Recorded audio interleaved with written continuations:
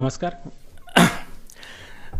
माझा विषय जो आहे तो दिल्लीतून दिसणारं देशाचं राजकारण असं आहे आणि त्यात साधारण गृहीत असं धरलं आहे की मी दिल्लीत काम करत असल्यामुळं मला तिथल्या राजकारणातल्या अनेक गोष्टी पटकन कळत असतील, दिसत असतील.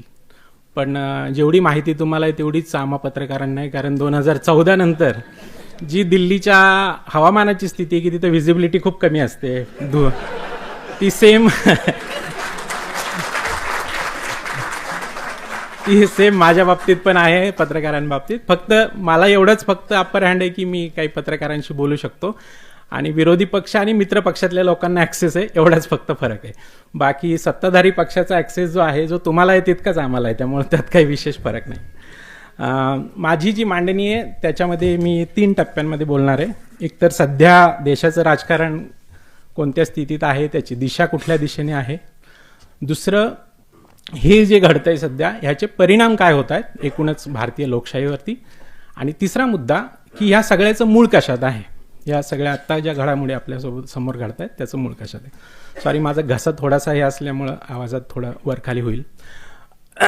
एक तर पहिला मुद्दा असा आहे की 2024च्या लोकसभा निवडणुकीच्या नंतर देशामध्ये राजकारण पुन्हा एकदा आपल्याला बदलताना दिसलं. 2024चे निकाल जर आपण पाहिले लोकसभा निवडणुकीचे, त्यावेळी साधारणतः चित्र असं होतं की भारतीय जनता पक्षाला एक बऱ्यापैकी सेटबॅक बसलेला आहे आणि देशभरात महाराष्ट्र असेल, उत्तर प्रदेश असेल, हरियाणा असेल, या राज्यांमध्ये भाजप ज्या पद्धतीची कामगिरी अपेक्षित होती त्या पद्धतीने ते करू शकले नाही. बहुमत स्वबळावरती त्यांना मिळू शकलं नव्हतं आणि मग मित्र पक्षांबरोबर युती करून, आघाडी करूनच ते सत्तेत येऊ शकले होते. त्यामुळे एक साधारणतः चित्र असं निर्माण झालं होतं की 2014 नंतर भाजपचा जो वारू सुसाट सुटला होता त्याला कुठं ना कुठं ब्रेक लागलेला आहे, अशी एक स्थिती होती.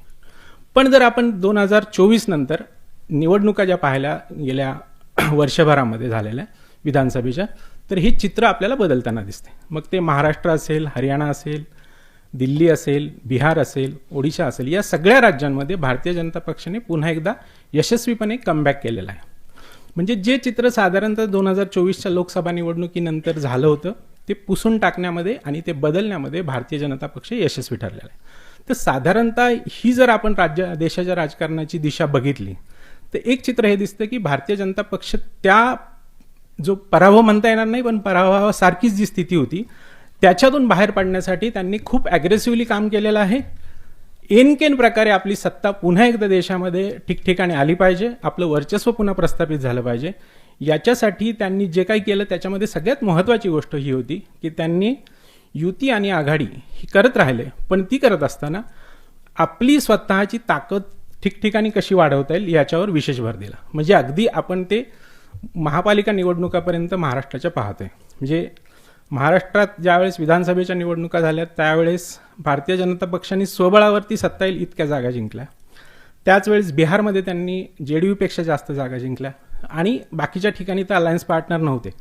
पण ज्यावेळेस भारतीय जनता पक्ष अलायन्स पार्टनर सोबत आघाडी करतोय त्यावेळेस त्या अलायन्स पार्टनरला सोबत घेत असताना त्यांची कमीत कमी वाढ आणि आपली जास्तीत जास्त वाढ होईल या पद्धतीने एक स्ट्रॅटेजी आखत आहे आणि त्यामध्ये ते यशस्वी होत आहेत.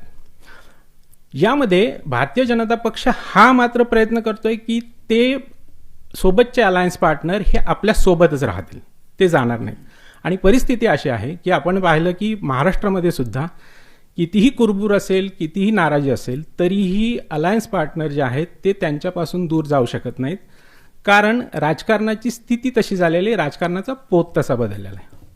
कुठल्याही अलायन्स पार्टनरमध्ये जे पक्ष आहेत, स्थानिक पक्ष, त्यांचा एक ॲप्रोच असा आहे की एनकेन प्रकारे आपल्याला सत्तेत राहणे गरजेचं आहे आणि आपण सत्तेशिवाय राहू शकणार नाही. इन्स्टंट जी काही गोष्ट मिळत असेल ती घ्यावी, समोरची गोष्ट घ्यावी आणि भारतीय जनता पक्षाला सोडून आपण जाण्यामध्ये आपलं कुठलंही हित नाही आहे. आपण छोट्या मोठ्या गोष्टी पदरात पाडून घेऊ शकतो आणि त्या कल्याण डोंबिवलीसारखी महापालिका पदरात पाडून घ्यावी इथपर्यंत राहावं. पण हे इथपर्यंत आणू नये की जेणेकरून आपण या युती आघाडीतून बाहेर पडू आणि भारतीय जनता पक्षाच्या विरोधात आपण जाऊ. कारण राजकारणाची जी स्थिती झालेली आहे सध्या ती अशी आहे की तुम्ही सत्तेशिवाय राहणं हे प्रादेशिक पक्षांना अशक्यप्राय झालेलं आहे आणि म्हणूनच वेगवेगळ्या भागातले प्रादेशिक पक्ष हे भाजपसोबत येताना दिसतात. सत्तेशिवाय आपण राहू शकत नाही अशी परिस्थिती गेल्या काही वर्षात निर्माण झालेली. याच्यामध्ये एक सगळ्यात महत्त्वाचा भाग आहे तो म्हणजे आपलं राजकारण हे अत्यंत जास्त पैशावर आधारित झालेलं आहे आणि पैशाशिवाय राजकारण होऊ शकत नाही अशी एक क्लिअर कॉन्सेप्ट आता प्रत्येक राजकीय पक्षाची झालेली आहे. मग आता प्रश्न पडतो की या सगळ्याचं मूळ कुठं आहे? या सत्तेचं राजकारण ज्यावेळेस करायचं आहे तुम्हाला तर तुम्ही पैशाशिवाय करू शकत नाही. याचं मूळ आहे 1990 पासून जे आपल्याकडे उदारीकरण झालं, आर्थिक उदारीकरण, त्याच्यामध्ये मूळ आहे की आपलं राजकारण हे अर्थकारणाशी अत्यंत घट्ट पद्धतीने बांधलं गेलं. सरांच्या पुस्तकाचे जे टायटल आहे त्याच्यामध्ये आर आहे. मी सरांना विचारलं तर ते म्हटले की ते आर्टिस्टिक हे आहे, त्याच्यामध्ये माझ्या पुस्तकात काही पॉलिटिकल इकॉनॉमी वगैरे ह्याच्यावरती विशेष भर नाही आहे. पण मला सांगायचा मुद्दा हा आहे की आपल्याकडे 90 नंतर ज्या पद्धतीने बदल झाले त्यामुळे अर्थकारणाचा विशेष प्रभाव आपल्याकडे राजकारणावर पडत गेला. याचा परिणाम असा झाला की एकतर उदारीकरणानंतर कॉर्पोरेट्स जे आहेत ते ताकदवान होत गेले आणि त्यांचा प्रभाव, त्यांचा रोल हा राजकारणामध्ये महत्त्वाचा झाला. आता हीच प्रक्रिया जगात 1990च्या दशकात जगभरात सुरू झालेली. आपल्याकडे एकाच वेळेस 1990च्या दशकात उदारीकरण आलं आणि त्याच वेळेस उजव्या धर्मांध राजकारणाला आपल्याकडे त्यावेळेस सुरुवात झाली, जी राम मंदिराच्या निमित्तानं आपल्याकडे झाली होती. ह्या दोन्ही शक्ती एकाच वेळेस आपल्याकडे उदयास आल्या. त्याची वाटचाल पॅरलल होत राहिली, पण त्यांनी हातात हात नंतर घातले. म्हणजे 2004-2009च्या आसपास त्यांनी हातात हात घालायला सुरुवात केली आणि 2014ला त्याचा एक आपण पाहतो की एपिक अशा पद्धतीने ते झालं की सगळे एका पॉइंटला आले की इथं ही युती ही अभेद्य असू शकते आणि ही देशामध्ये परिवर्तन घडून आणू शकते. या पद्धतीची युती आपल्याला पाहायला मिळाली, ती म्हणजे कॉर्पोरेट आणि कम्युनल अशा पद्धतीची युती आपल्याला दिसली. हे झालं की 90च्या दशकामध्ये जसं जसं उदारीकरण होत गेलं तसं तसं कॉर्पोरेट्सचा प्रभाव आपल्या प्रत्येक क्षेत्रामध्ये वाढत गेला, खाजगी उद्योगांचा वाढत गेला आणि त्याचा आपल्या इथल्या राजकारणावरती प्रभाव वाढत गेला. दुसरी गोष्ट झाली की याच्यामध्ये कॉन्ट्रॅक्टर नावाचा जो एक प्रकार उदयास आला, जो अगदी केंद्रापासून ते अगदी आपल्या गावापर्यंत, तिथून आपली इकॉनॉमी त्यांच्या सोबत बळकट होत गेली किंवा त्यांची इकॉनॉमी बळकट होत गेली, पण त्यांचा राजकारणातील प्रभाव वाढत गेला. तुम्ही जर पाहिलं की गेल्या काही वर्षांमध्ये आपल्याकडे अनेक लोकांचा गावापासून असेल शहरापर्यंत अचानक उत्कर्ष ज्यावेळेस झालेला दिसतो तो कुठल्या ना कुठल्या कॉन्ट्रॅक्टमुळे झालेला दिसतो.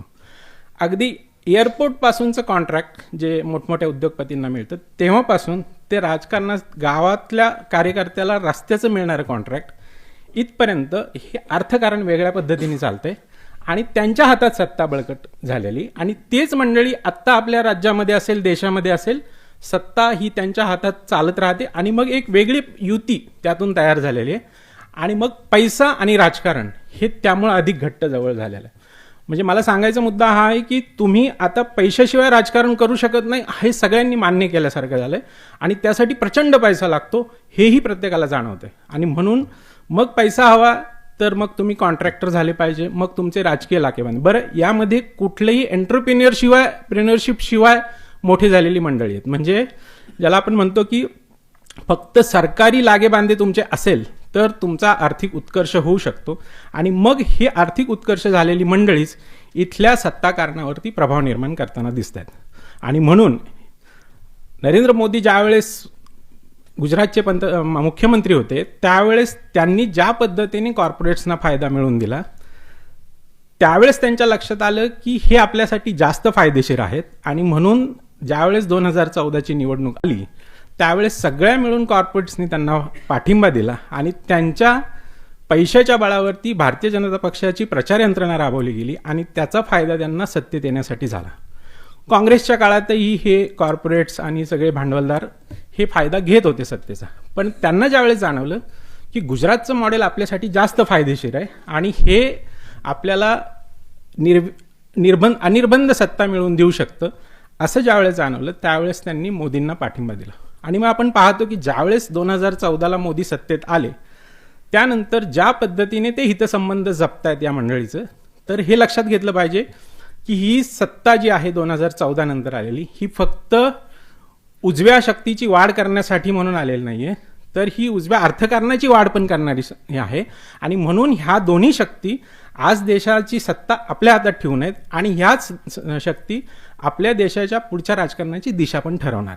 आणि म्हणून मला असं वाटतं की ज्यावेळेस आपण आजच्या स्थितीबद्दल बोलतोय त्यावेळेस दिशा कुठली असेल हा विचार करताना आपल्याला हे लक्षात घेतलं पाहिजे की जोपर्यंत ही युती ही आपापसातील हितसंबंध जपत जाणार आहे आणि एकमेकांचे फायदे कसे होतील यासाठी काम करत राहणार आहे, तोपर्यंत लोकशाहीचा आपल्यासमोर निर्माण झालेला पेच जो आहे तो कायम राहणार आहे.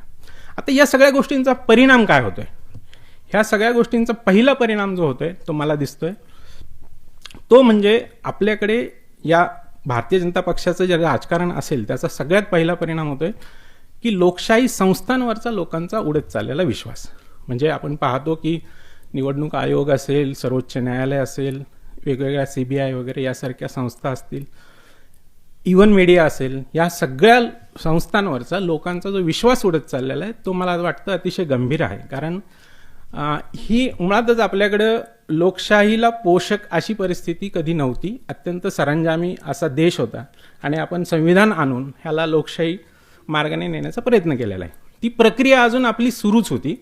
70 वर्षात ती काही पूर्ण यशस्वी होऊ शकली नव्हती, पण आपण त्या मार्गावर असतानाच तिला मागे नेण्याचा प्रयत्न आता झालेला आहे.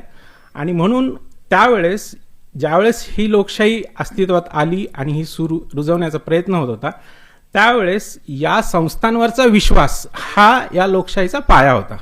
कारण ह्या संस्था आपल्या लोकशाहीचं रक्षण करतील, माझ्या प्रत्येक गोष्टीचं स्वातंत्र्य जपतील, हा विश्वास लोकांमध्ये होता. कारण ह्या संस्थांवर त्यांचा विश्वास होता. आणि म्हणून हा विश्वास कमी कमी होत जाणे मला वाटतं हे गंभीर आहे.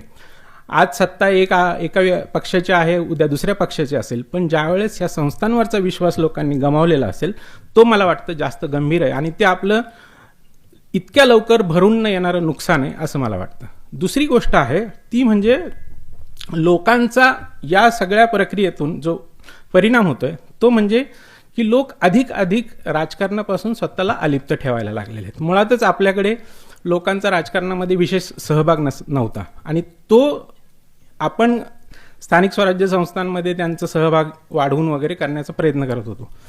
पण ज्यावेळेस अशा काही गोष्टी घडल्यात की जिथं लोकांचा विश्वास कमी होत जाईल तिथं मला वाटतं की हे अजून घातक आहे की लोकांना महानगरपालिकेच्या निवडणुका 3 वर्ष होत नाहीत, आपला लोकप्रतिनिधी नाही आहे, याबद्दल कुणाला काहीच वाटत नाही, ते बोलत नाहीत, एकही व्यक्ती त्यावर रस्त्यावर येत नाही. हे किती अनास्थेचं लक्षण आहे. म्हणजे मला आरतीच्या एका मुद्द्याशी असहमत आहे की आपल्याकडे मतदार खूप सुज्ञ आहेत. कदाचित काही वेळेला असं होतं की आपण मुंबई स्पिरिटचा बोलबाला करतो की मुंबईचं स्पिरिट कसं आहे आणि मग तिथं सरकार आपल्या जबाबदारीतून मोकळं राहतं की मुंबई कोलमडली तरी. तसंच मला वाटतं मतदार सुज्ञ आहेत असं आपण म्हणणं हे काही वेळेला त्यांना क्वेश्चन न करण्यासारखं आहे. मला वाटतं मतदारांना सुद्धा आपण त्यांच्याही सुज्ञतेला क्वेश्चन केलं पाहिजे. तर ते गोष्ट मला गरजेची वाटते. आणि म्हणून मतदारांची ही जी अनास्था आहे ही सुद्धा मला वाटतं जेव्हा ते राजकारणापासून दूर जात आहेत आणि या राजकारणापासून इंटरेस्ट त्यांचा कमी होत जातो, हे आपल्याला व्यापक लोकशाही म्हणून घातक आहे असं मला वाटतं. तिसरी गोष्ट अशी आहे की या सगळ्या याच्यामध्ये संसदीय लोकशाही, सर जसं म्हटले की आपल्याकडे संसदीय लोकशाही हा आपल्या लोकशाहीचा एक महत्त्वाचा भाग आहे. आणि मग संसदीय लोकशाहीची ज्या पद्धतीने कुचंबणा होते, संकोच होत आहे, हे सुद्धा मला वाटतं गंभीर आहे. कारण आपण पाहतो की राज्यात विरोधी पक्ष नेताच नसणे यापेक्षा गंभीर काय असू शकतं. आणि त्याच पद्धतीने आपण ज्यावेळेस संसदेचं कामकाज बघतो, विधिमंडळाचं कामकाज बघतो, तिथे ज्या पद्धतीने चर्चा न करता महत्त्वाची विधेयकं संमत केली जातात, विरोधकांना चर्चेला संधी दिली जात नाही, हे सुद्धा मला वाटतं ह्या आपल्यासाठी खूप गंभीर आहे. आणि मला दुसरा मुद्दा या निमित्ताने हा मांडायचा आहे की हे सगळं होत असताना हे त्या सत्ताधारी आणि विरोधकांमधलं काहीतरी वाद आहे आणि आम्हाला त्याच्याशी काही देणं घेणं नाही. हा जो जनतेचा स्टँड आहे तो सुद्धा मला कन्सर्न वाटतो की यामध्ये लोकांनी बोललं पाहिजे की ही संसदीय लोकशाही टिकवणं हे आमच्यासाठी सुद्धा महत्त्वाचं आहे. आणि म्हणून लोक ज्या वेळेस याकडे अलिप्तपणे पाहतात आणि माझा याच्याशी काही संबंध नाही हे पाहतात, त्यावेळेस मला वाटतं लोकशाहीसाठी ते सुद्धा जास्त धोकादायक असू शकतं असं मला वाटतं. आणखी एक गोष्ट या निमित्ताने सांगायची ते म्हणजे हे सगळी होण्यामागची परिस्थिती मी जसं सांगितलं 1990च्या उदारीकरणाचा जो परिणाम झाला त्याच्यामध्ये आणखी एक गोष्ट झाली ती म्हणजे की आपल्याकडे चळवळींचा ऱ्हास झाला. चळवळींचा ऱ्हास हा 1990 नंतर अधिक झपाट्यानं झाला. त्याच्यामध्ये दोन गोष्टी घडल्या. एकतर ज्यावेळेस उदारीकरणाची प्रक्रिया सुरू झाली त्यावेळेस तीव्र आर्थिक अशी स्पर्धा निर्माण झाली. प्रत्येक व्यक्ती आपला वैयक्तिक उत्कर्ष कसा होईल या पद्धतीने पाहू लागला आणि ती परिस्थिती तशी त्याचा आपण टोक आत्ता पाहतोय की काय पद्धतीने सगळं गेलेलं आहे. त्यामुळं सामाजिक कुठल्या गोष्टीसाठी मी वेळ काढून काहीतरी करायला पाहिजे ही भावना हळूहळू लोप पावत गेली. दुसरी गोष्ट अशी झाली की यातून काही साध्य होत नाही आणि यातून काही मिळत नाही अशी पण सार्वत्रिक भावना होत गेली. कारण त्या चळवळींना मिळणारा सरकारचा जो प्रतिसाद आहे तो कमी कमी होत झाला. कारण सरकार ज्या पद्धतीने पूर्वी संवेदनशीलतेने कुठल्याही आंदोलनाकडे कुठल्याही चळवळीकडे पाहत होतं ती संवेदनशीलता कमी झाली आणि त्यामुळे एक हतबलतेतून पण अनेक जण चळवळीपासून दूर गेली. तिसरी गोष्ट मला वाटते ती म्हणजे की या सामाजिक चळवळींचा ऱ्हास होण्यामागे एक तिसरं कारण आहे जे जनरली चर्चेत नसतं. ते म्हणजे खाजगीकरणामुळे अनेक पब्लिक सेक्टर अंडरटेकिंग्ज असतील, एअर इंडिया असतील, रेल्वे बँका असतील, ह्या सगळ्यांमधून काम करून सामाजिक चळवळीत काम करणं हा एक महाराष्ट्रामध्ये शिरस्ता होता. म्हणजे अगदी जवी पवारांपासून असतील तर दलित चळवळीमधले अनेक कार्यकर्ते असतील, कामगार चळवळीमधले अनेक कार्यकर्ते असतील जे बँक, रेल्वे, एअर इंडिया या ठिकाणी काम करायचे. त्यामुळे एक सामाजिक सुरक्षा त्यांच्यासोबत होती आणि म्हणून सामाजिक चळवळीसाठी ते वेळ काढू शकत होते. पण मधल्या काळामध्ये ज्यावेळेस या सगळ्या अंडरटेकिंग्सचं खाजगीकरण झालं त्यामध्ये नोकऱ्यांच्या संधी कमी झाल्या. रेल्वे, बँका याच्यामध्ये पूर्ण वेळ भरती कमी कमी होत गेली आणि म्हणून जी काही चळवळीसाठी लागणारी एक तिथून येणारी मॅनपॉवर होती ती कमी कमी होत गेली आणि म्हणून सामाजिक सुरक्षा नसणे आणि मग त्यातून चळवळीसाठी माणसं न येणे हा एक मला वाटतं एक महत्त्वाचा भाग राहिला जो जनरली चर्चेला येत नाही. पण मला ज्यावेळेस मी काही लोकांशी चर्चा करतो त्यावेळेस जाणवतं की हे एक कारण घडलेलं आहे की ज्यावेळेस एअर इंडियाचं खाजगीकरण झालं त्यावेळेस अनेक लोक त्यातून आता कमी कमी होत गेली. जे काही चळवळीचं पाठबळ होतं, आर्थिक पाठबळ पण ह्याच मंडळीकडून बऱ्यापैकी मिळत होतं तेही कमी झालं आणि म्हणून 1990 नंतर ह्या सामाजिक चळवळींचं आणि आणखी एक चौथी गोष्ट झाली ती म्हणजे जागतिकीकरणाने आणि आर्थिक उदारीकरणाने आपल्या एकूण समाजकारणावरती आणि राजकारणावरती खोल परिणाम केला. आपला दृष्टिकोनच त्यांनी राजकारणाच्या आणि समाजकारणाच्या बद्दल बदलून टाकला. जसं सरांनी सांगितलं की मी माझा स्वार्थ आणि परमार्थ कशा पद्धतीने पाहतोय की मी माझ्यापुरतं पाहत असताना माझा वॉर्ड, माझं शहर, माझा देश या पद्धतीने पाहत असताना ते अधिकाधिक व्यक्तिकेंद्रित झालं जे आर्थिक उदारीकरणाने जास्त वेगवान प्रक्रियेने केलेलं आहे. म्हणजे व्यापक विचार करणे आणि व्यापक समाजहिताचा विचार करणे हे हळूहळू कमी होत गेलं. कारण ज्या पद्धतीचं आपण आजूबाजूला वातावरण पाहतो आर्थिक उदारीकरणानंतरचं ते आपल्याला अशा पद्धतीने पुढे नेत आहे की माझं स्वतःचं हित हे सर्वोच्च आहे आणि ते पहिलं मी सांभाळलं पाहिजे, त्याच्यानंतर इतर हितांना मी प्राधान्य दिलं पाहिजे आणि मग त्याचा परिणाम सामाजिक चळवळी असतील, राजकारण असेल यावर आपोआप आपल्याला पडताना दिसतोय. आणि म्हणून एक सामाजिक संवेदनशीलता ह्या सगळ्या राजकारणात घडणाऱ्या ज्या गोष्टी आहेत त्याच्याबद्दल लोकांमध्ये सुद्धा तेवढी संवेदनशीलता राहिली नाही, ती कमी होत चाललेली. म्हणजे जे आपल्याला वावगं वाटायला पाहिजे, ज्या गोष्टी आपल्याला आता महाराष्ट्रात घडताना दिसतात त्याच्यामध्ये बद्दल एक प्रचंड चीड निर्माण व्हायला पाहिजे. ती कुठल्याही परिस्थितीत आपण ॲक्सेप्ट करू शकत नाही असं एक गोष्ट आहे. पण तरी ते ॲक्सेप्टन्स मिळतो, त्याच्याबद्दल तितकासा रोष दिसत नाही लोकांच्या मनामध्ये. त्याचं कारण आपण ते एका लेवलवरती मान्य केलेलं आहे की हे असंच असतं म्हणून. आणि ही जी बधिरता आलेली मला वाटतं तीही आपल्यासाठी खूप घातक आहे. या सगळ्यांमध्ये मला असं वाटतं की आपल्याला जर का काही पुढचा पर्याय असेल आणि काही करायचं असेल तर आपण पाहिलं आहे की एक हतबलता सगळीकडे दिसतेच. म्हणजे अगदी मी सतीश आळेकरांची मुलाखत घेताना सुद्धा त्यांच्यामध्ये सुद्धा बोलण्यात एकदा त्यांच्या वाक्यात हतबलता आलेली होती. अनेक वेगवेगळ्या लोकांच्या मुलाखती घेत असताना ती मला सातत्यानं जाणवते. मी हे सगळं बोलत असताना मी हा बेस पकडलेला आहे की इथं बसलेली प्रत्येक व्यक्ती ही आपल्या सगळ्या राजकीय पद्धतीकडे क्रिटिकली पाहणारी आहे आणि म्हणून मी हे सांगत बसलेलं नाही आहे की आत्ता काय बिघडलेलं आहे, काय बिघडलं आहे हे आपण पुन्हा पुन्हा वारंवार एकमेकाला सांगण्यामध्ये काही पॉईंट नाही आहे. बिघडलेलं आहे हेच मान्य करून मला त्यामधलं एक साधारणतः आकलन काय आहे की का कसं पद्धतीने बिघडले. आता मी या मुद्द्याकडे येतोय की आपण काय करू शकतो. ही जी परिस्थिती आत्ता निर्माण झालेली ही बदलण्यासाठी मला असं वाटतं की आता आपण याविषयी बोललोच की कशा संस्थांवरचा आपला विश्वास उडत चाललेला आहे. त्यामुळं कुठल्या एका संस्थेकडून विशेष अपेक्षा आपण धरू शकत नाही की ही संस्था आपल्या मदतीला येईल. म्हणजे मीडिया येईल की निवडणूक आयोग येईल की संसदेतले विरोधी पक्ष आपल्या बाजूने येतील, ह्याची एक आपल्याला अपेक्षा आत्ता धरून चालता येत नाही. मला असं वाटतं न्यायालय आहेत. मला असं वाटतं की याच्यामध्ये एक गोष्ट सगळ्यात महत्त्वाची आहे ते म्हणजे आजही सक्रिय सामाजिक चळवळींची जागा कायम आहे. आपण पाहिलं की जेव्हा दिल्लीमध्ये पंजाबच्या शेतकऱ्यांनी शेतकरी आंदोलन केलं त्या ठिकाणी सरकारला माघार घ्यावी लागली. ज्यावेळेस आपण पाहिलं की राहुल गांधींनी ज्यावेळेस भारत जोडो यात्रा काढली त्यावेळेस एक वातावरण निर्मिती ते करू शकले. मला वाटतं लोकांमध्ये जाण्याशिवाय, लोकांना भेटण्याशिवाय, लोकांमध्ये जाऊन जागृती करण्याशिवाय कुठलाही पर्याय नाही जेणेकरून आपण लोकशाहीचा हा जो ऱ्हास आहे तो थांबवू शकतो.